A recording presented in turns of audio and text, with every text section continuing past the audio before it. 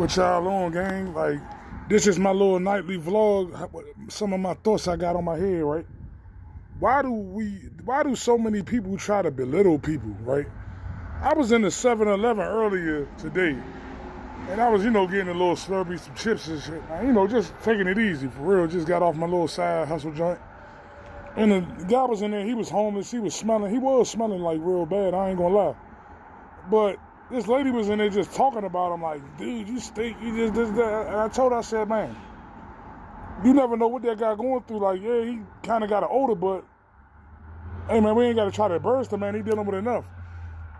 So she tells me, man, this man, he a grown man. He shouldn't even be coming out the house like that. I said, man, he's homeless. You can't tell he's homeless by looking at the guy, looking at his shoes, looking at his appearance and stuff. Like, come on, man. Like, y'all act like y'all don't be understanding what's going on.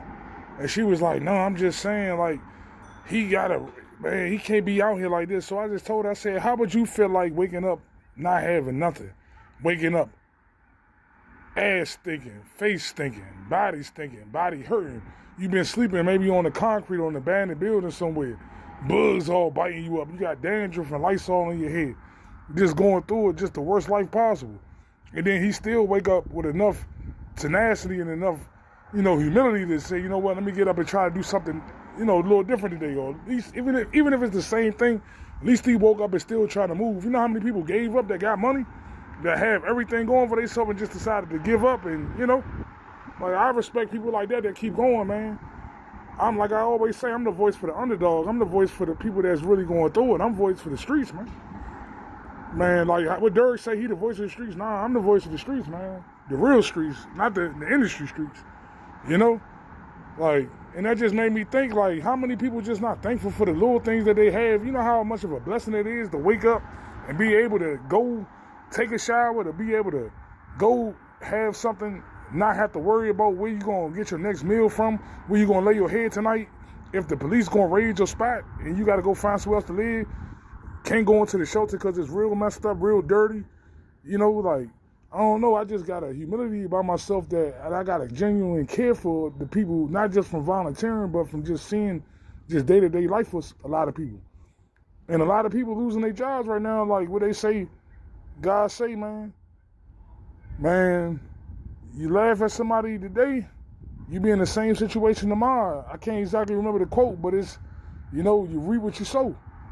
What goes around comes around type thing, And I just had it on my mind because a lot of times in life, we'll get it misconstrued like we doing so well and can't nothing change. And I ain't gonna say I used to think like that, but I had a way of thinking like, damn, I'm straight now. I ain't gotta really worry about too much. I'm working this job. All right, man, things changed, man. Lost my job, had to humble myself, having to really no money for a while, trying to figure out little side hustles, like maybe a little gig work. So I know how it is. I know how I feel like to have to humble yourself and call a family member to try to borrow a couple dollars because you ain't got your check yet or whatever going on, Like, so I never look down on nobody and laugh at nobody, man, because I know that every situation is different. I don't know where that man was at before he became homeless. He might have could have been a million anything. He might have got on drugs real bad. Might have, got into a divorce and lost his mind, anything.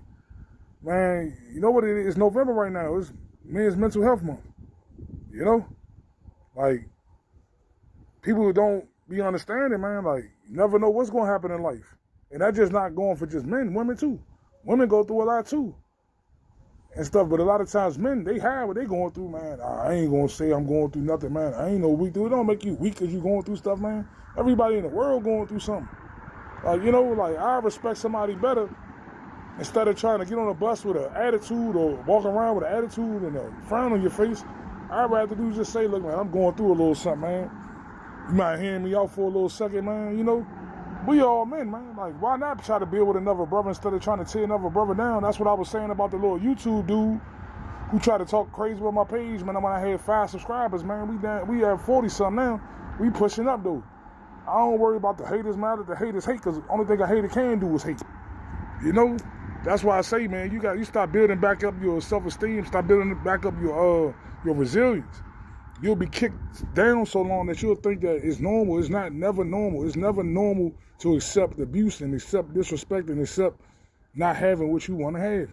That's why I say go back to what I be always saying.